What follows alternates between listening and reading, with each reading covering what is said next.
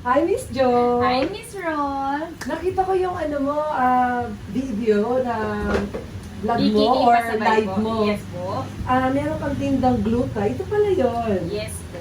So, interesado ako. Anong masasabi mo dito sa gluta? Nasubukan mo na ba? Yes po, proven and tested namin siya. Bali, ito tita is soap siya na may kasama na siyang milk. So, yung amoy nito is milk. So, nakakaputi talaga siya. And sobrang mabula niya.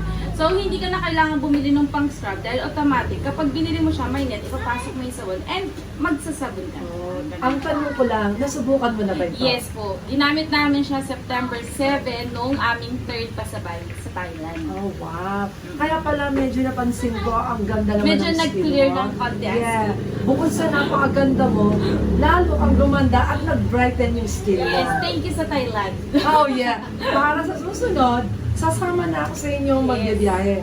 So for today, papakyawin ko lahat ang iyong paninda. Glutasol. Yes. So eto. Itatry nyo din siya, tita. Yeah. Itatry ko talaga yan. So magre-review ka para magkaroon ka din ng another vlog.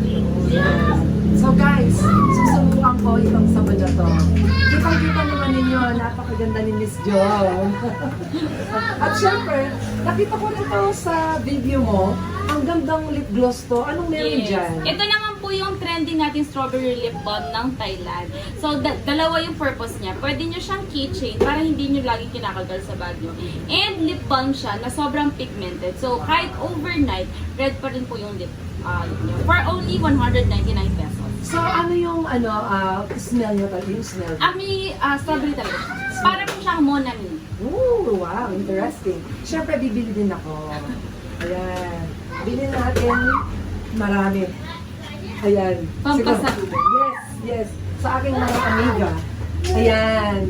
Yun lang po. Pumunta na po kayo dito sa Bake Shop Makimura.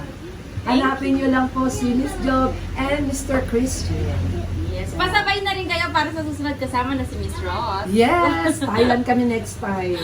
Ayan na po. Pinakyaw ko na from Thailand. Pero nasa Pilipinas po ako.